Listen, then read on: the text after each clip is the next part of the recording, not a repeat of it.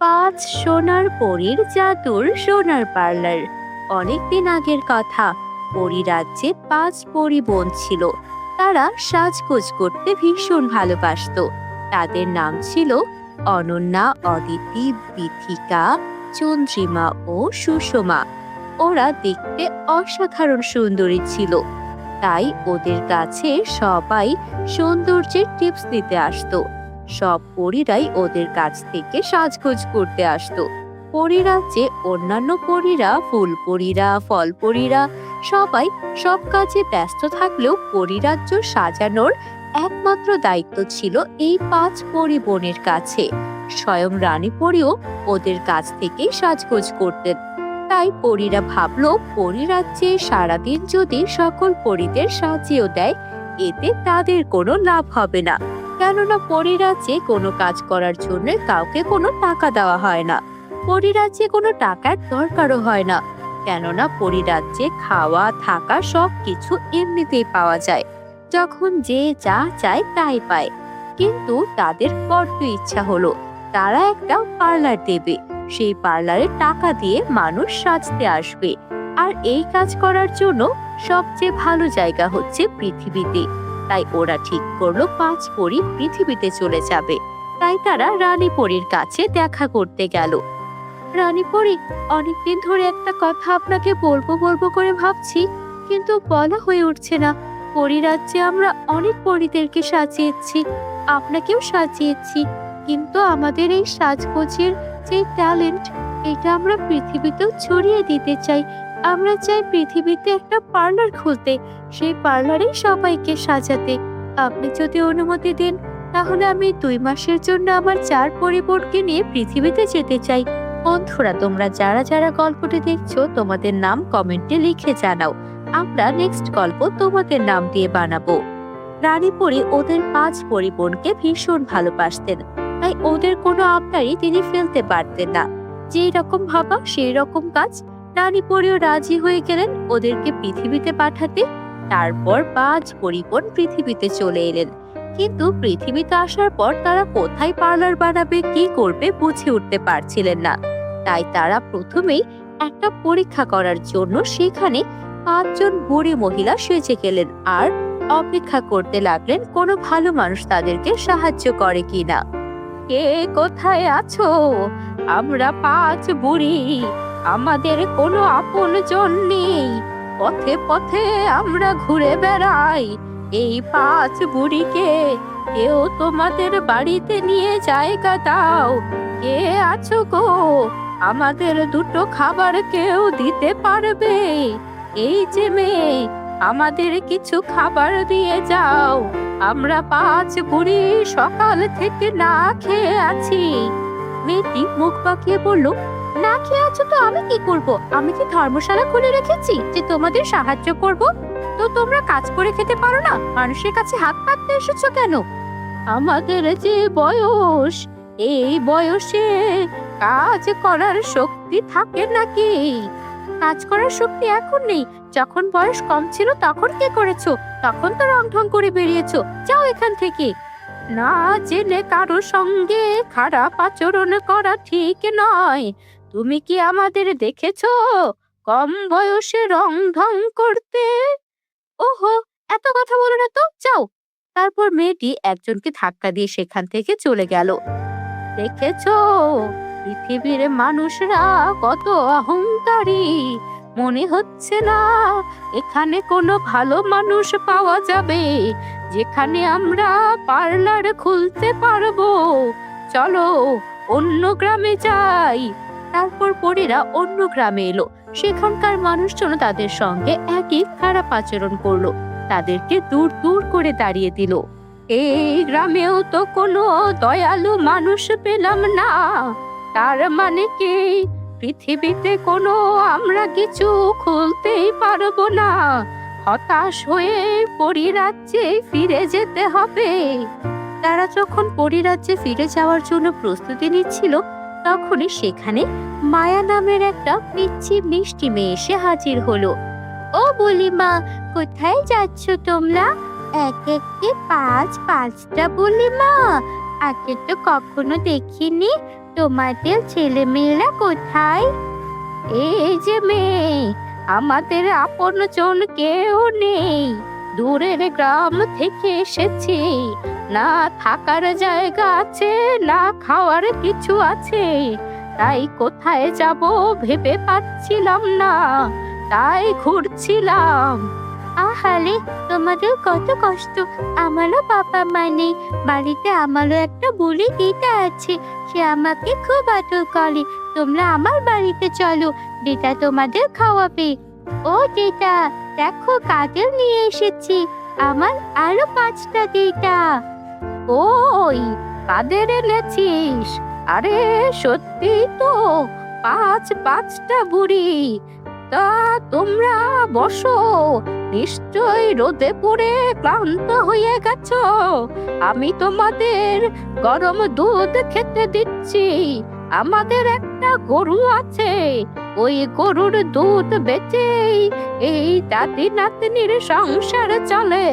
তোমাদেরও গরম গরম দুধ খেতে দিচ্ছি বাপুরা, বসো। এই বলে দাদি ওদের জন্য দুধ আনতে চলে গেলেন। পরীরা বুঝতে পারলেন তারা ঠিক জায়গায় এসেছে, তাই তারা তাদের পরী রূপে ফিরে এলেন। আমাদের জন্য কিছু করতে হবে না, তোমরা করতে চেয়েছো এটাই অনেক। আসলে আমরা পরী রাজ্যের পরী, আমরা পার্লার খোলার জন্য জায়গা খুঁজছিলাম। তোমাদের বাড়ির চেয়ে ভালো জায়গা আর হতেই পারে না। এই যে দাদিমা, আপনার মনও অনেক বড়, আপনার নাতনির মতোই, তাই আপনাদের এখানে একটা সোনার পার্লার খুলতে চাই। এখানে আমরা মানুষদেরকে সাজাবো, আর তারপর যে টাকা পাবো লাভের, সেই টাকা আপনাদেরকে আমি দিয়ে দেব। সাথে আপনার নাতনি মায়াকেও পার্লারের সব কাজ শিখিয়ে দেব। জাদুর সব উপকরণ দিয়ে সে নিজেই সবাইকে সাজাতে পারবে। কি মায়া, রাজি তো? হ্যাঁ রাজি তো। আমি তো আমার দাদির জন্য কিছু করতে চাই, দাদির একা অনেক কষ্ট হয়। তারপর পরীরা মায়াদের উঠানেই একটা সোনার পার্লার খুললো। পরীদের পার্লারের কথা শুনে দূর দূরান্ত থেকে, শহর থেকে মানুষজনের ভিড় হতে লাগলো। আর পরীরা তখন 5 পরী মিলে মায়াকে জাদুর সব জিনিস দিয়ে কিভাবে মেকআপ করতে হয় সব শিখিয়ে দিল। অল্প কিছুদিনেই মায়া খুব সহজেই মেকআপ করা শিখে নিল। ওর কাছে জাদুর লিপস্টিক, জাদুর মেকআপ সব কিছু ছিল, যাতে খুব সহজেই সব মেকআপ মুহূর্তের মধ্যে করে ফেলতে পারতো। আমি তো এখন সব জাদুর মেকআপ করতে জানি। পরীরা, আপনাদের অনেক ধন্যবাদ, আপনাদের কারণে আমি এত ভালো মেকআপ করা শিখেছি। শোনো মায়া, আমাদের 2 মাস পূর্ণ হয়ে গেছে, এখন আমাদেরকে পরীরাজ্যে ফিরে যেতে হবে। তোমার সঙ্গে আর তোমার দাদির সঙ্গে এতদিন ভালো সময় কাটিয়েছি, আমরা কিছুদিন পর আবার আসবো। ততদিন পর্যন্ত এই পার্লারের দায়িত্ব তোমার। তোমার আর তোমার দাদির জীবন যেন সুন্দর হয়, এই দোয়া থাকলো। পরীরা জাদুর সোনার পার্লার মায়াকে দিয়ে সেখান থেকে চলে গেল। মায়া ওর দাদির সঙ্গে পার্লারের টাকা দিয়ে সুখে শান্তিতে থাকতে শুরু করলো। বন্ধুরা, আমাদের চ্যানেলটিকে এখনো সাবস্ক্রাইব না করে থাকলে নতুন নতুন সব জাদুর গল্প দেখতে চ্যানেলটিকে সাবস্ক্রাইব করে ফেলো। Bye bye. অনেক দিন আগের কথা। এক গ্রাম ছিল ফুলে ভরা, ফলে ভরা। সেখানে মানুষজন ভালোই থাকতো, শুধু গ্রামের বেশিরভাগ বাচ্চা ছিল গরিব। তাদের ছিল খাওয়ার কষ্ট, বইয়ের অভাব, আর ওদেরকে কেউ স্কুলেও নিত না। স্কুলে শুধু বড় লোকের বাচ্চারাই পড়তে পারত। গরিবের বাচ্চারা যদি স্কুলে পড়তে যেত, ওদেরকে দূর দূর করে তাড়িয়ে দিত। স্কুলে গেলে টিচাররাও কটু কথা শোনাতো। এই, তোরা কি ভিখারি? ফি না দিলে স্কুলে আসিস কেন? আমাদের এই স্কুলে শুধুমাত্র যারা মোটা টাকা দিতে পারবে তাদেরকেই পড়াবো, তোদের মতো ভিখিরিদের জন্য এই স্কুল না। আর গ্রামে পড়ে তোরা কি মনে করছিস তোরা অনেক বড় অফিসার হয়ে যাবি? ভিখিরির বাচ্চারা ভিখিরিই থাকে। এখানে বড় বড় অফিসার, ডাক্তার, ইঞ্জিনিয়ারের ছেলেরা এখানে পড়াশোনা করতে আসে, বুঝেছিস? এইভাবে ট্যাক ট্যাক করে কথা বলছিল তাদের টিচার, যার নাম ছিল মিস কণিকা, যার চোখে সব সময় টাকার হিসাব। টাকা ছাড়া সে কিচ্ছু বুঝতো না। একদিন একটা কুঁড়ে ঘরে একটা ছোট্ট মেয়ে ছিল, যার নাম ছিল লালি।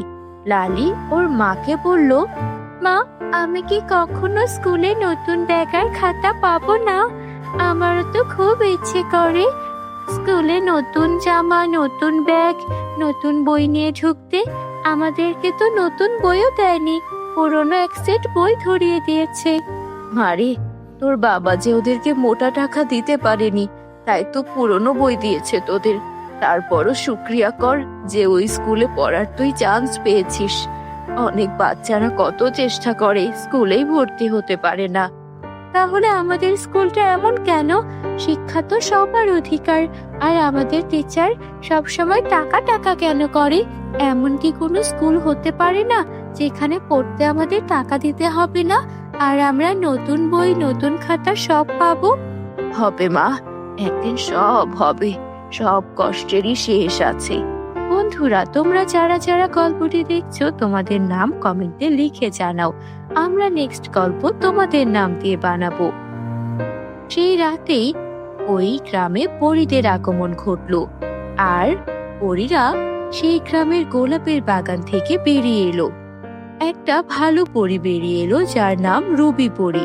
রুবি পরী বলতে লাগলো, অনেক হয়েছে, এই গ্রামের বাচ্চারা কত কষ্ট করে আমি সব দেখেছি। আমি আর বাচ্চাদের কষ্ট পেতে দেব না। আমি তৈরি করব এক জাদুর গোলাপ স্কুল, যেখানে ফি লাগবে না, যেখানে ভালোবাসা আর শেখার ইচ্ছা থাকলেই হবে।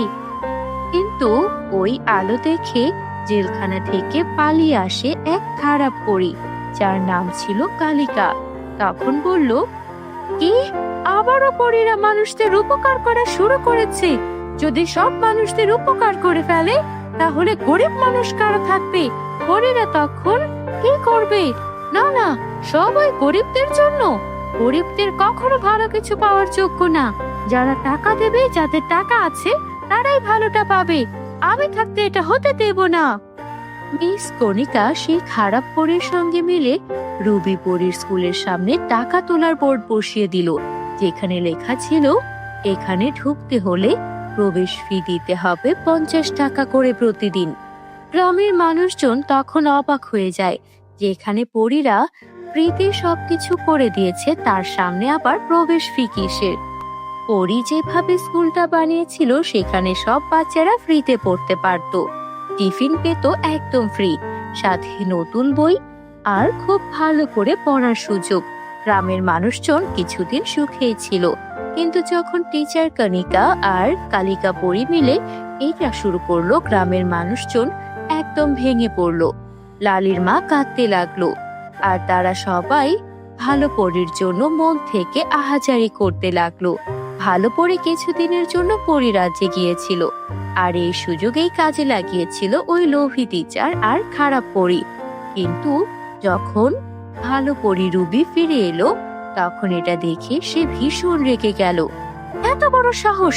আমি গ্রামের মানুষদের জন্য এই স্কুল তৈরি করেছি, আর এখানে প্রবেশ ফি কে চাইছে? কালিকা পরী, তুমি জেলখানা থেকে পালিয়ে এসে এখানে এক খারাপ টিচারের সঙ্গে হাত মিলিয়েছো। রানী পরীকে বলে এবার তোমার শাস্তি আরো কঠিন করা হবে। তোমার লোভের দেখছি কোনো শেষ নেই। এটা শুধু স্কুল নয়, এটা বাচ্চাদের স্বপ্নের জায়গা। এখানে লোভের কোনো জায়গা নেই। তখনই রুবি পরী পরীরাজ্যের অন্যান্য প্রহরী পরীদের ডেকে কালিকা পরীকে বন্দি করায়। শুধু তাই নয়, সাথে ওই লোভী টিচারটাকেও বন্দি করায়। কাল কুঠুরিতে এদের বন্দি করে রাখো, তাহলে এরা বুঝবে লোভ করার শাস্তি কত খারাপ হতে পারে। তারপর গ্রামের বাচ্চারা অনেক খুশি হয়। এইভাবে লোভী মানুষেরা শাস্তি পেয়ে যায়। তখন রুবি পরী ওদেরকে জাদু শেখাতে শুরু করে। বাচ্চারা, তোমরা আজকে শিখবে কিভাবে তোমরা আকাশে উড়ে বেড়াতে পারবে, যেন কেউ বিপদে পড়লে তোমরা স্পাইডারম্যানের মতো উড়ে গিয়ে তাদের সাহায্য করতে পারো। তোমরা রেডি তো? হ্যাঁ পরী, আমরা রেডি। বলো আমাদের কি করতে হবে? পরী তখন ওদেরকে জাদু মন্ত্র শেখাতে লাগলো। এক এক করে গ্রামের সব বাচ্চারা আকাশে উঠতে লাগলো। তাদের বাবা মারা এই দৃশ্য দেখে ভীষণ খুশি ছিল। পরী তাদেরকে কিভাবে আগুন লেগে গেলে জাদু মন্ত্র পাঠ করে আগুন নেভাতে হবে সেটাও শিখাতে লাগলো। তারা শুধু স্কুলে অ আ ক খ নয়, সেখানে কিভাবে নিজেদের আত্মরক্ষা করবে, অন্যের উপকার করবে, সব শিখতে লাগলো। একদিন খারাপ পরী আবারও জেলখানা থেকে জাদু মন্ত্র বলে বেরিয়ে এলো। তখন সে দেখতে লাগলো স্কুলের বাচ্চারা কি করে। একদিন খারাপ পরী ওদের ওপর নজর রাখছিল। তখনই পাশের গ্রাম থেকে একটা ডাইনি এসে খারাপ পরীকে বন্দি করে ফেললো। খারাপ পরী কোনো জাদু মন্ত্র বলার আগে ডাইনি তাকে পাকড়াও করে ফেললো। এটা কি হচ্ছে? আমাকে ছেড়ে দে ডাইনি, তুই আমাকে নিয়ে মেরে ফেলতে চাইছিস না? পরীকে বলে দিলে তোর শক্তি বেশি হয়ে যাবে, কিন্তু এটা হতে দেব না। বাঁচাও, বাঁচাও, কে আছো, বাঁচাও। গ্রামের সেই গরিব বাচ্চারা পরীর চিৎকার শুনতে পারে। আরে, এটা ওই খারাপ পরীটা না যে আমাদের থেকে টাকা নিতে চেয়েছিল আমাদের স্কুলের সামনে? আমরা তো দেখছি উনি বিপদে পড়েছেন, চলো আমরা পরীকে বাঁচাই। সব গরিব বাচ্চারা তাদের শেখা জাদু মন্ত্র পাঠ করতে লাগলো। প্রথম বাচ্চা জাদু মন্ত্র পাঠ করলো আর তার হাত থেকে আগুনের গোলা বের করলো, যা ডাইনির দিকে ছুঁড়ে মারলো। দ্বিতীয় বাচ্চা জাদু দিয়ে একটা জাল বানিয়ে ফেললো আর সেই জাল ছুঁড়ে মারলো ডাইনির গায়ে। আর তৃতীয় বাচ্চা তখন জাদু মন্ত্র পাঠ করে ডাইনির মুখ বন্ধ করে দিল। ডাইনি আর কোনো জাদু উচ্চারণ করতে পারলো না, তাই সে পাল্টা জাদুও করতে পারলো না। মাত্র অল্প কয়েক মিনিটের মধ্যেই সব বাচ্চারা মিলে ডাইনিকে নাস্তানাবুদ করে খারাপ পরীকে উদ্ধার করে ফেললো। তখন খারাপ পরী বলল, আমি আমার ভুল বুঝতে পেরেছি। তোমরা গরিব হলেও তোমরা অনেক মেধাবী। তোমরা কিভাবে আমাকে এই ডাইনির হাত থেকে রক্ষা করলে? আমাকে ক্ষমা করে দাও, আমি আর তোমাদের ক্ষতি করব না। এরপর থেকে খারাপ পরীও অনেক ভালো হয়ে গেল, আর বাচ্চারাও সেদিনের পর থেকে জাদুর গোলাপের স্কুলে খুশি খুশি পড়তে লাগলো।